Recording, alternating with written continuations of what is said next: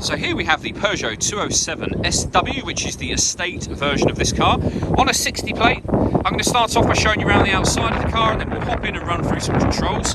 From the outside though, you can see it's a 5-door car with alloy wheels and tinted windows around the rear. Let's start off inside the boot and then work our way around back to the front of the car after that. As we approach the boot, you can see we have plenty of space in there, along with that 60/40 split folding rear seat, should you wish to increase this space even further.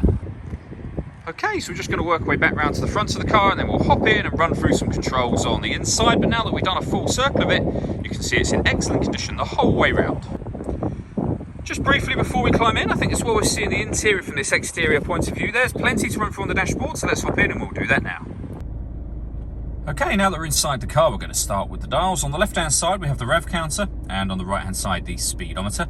In the middle, at the top, we have the fuel gauge and coolant temperature gauges, and beneath that, the total miles for this car, which are 82,441. Over in the centre, we have the stereo for the car, and the screen directly above it. So you can turn the stereo on. You can see all adjustments, including volume, as you can see up there. It will show you whether you are listening to music via FM or AM, and it will also show you your presets as well up there. On top of that, in terms of music options, you have a CD player, which is on the main unit just here. The volume for the music is over there as well. And we have auxiliary and USB input, which I'll show you in just a moment. Beneath that, we have dual zone climate control. So you can adjust the passenger temperature, the driver temperature. You can increase and decrease the fan speed.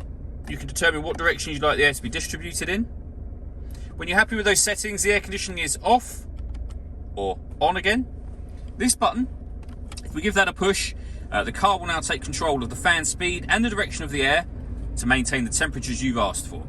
If you make any manual adjustment, you'll see auto has now gone off and we're back on our manual mode again just there. You can recirculate the air that's in the car.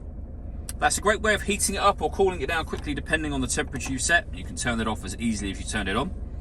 We can lock the car doors from the outside and unlock them, of course. This one will put the child locks on for the car. So for the rear doors.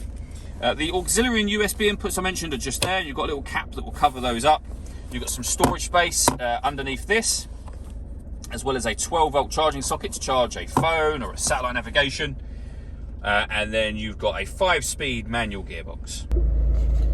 The other great extra this car has got, you can see quite clearly here, is this full panoramic glass roof, which really does let in a lot of extra light to the cabin area and makes it feel a lot bigger as well.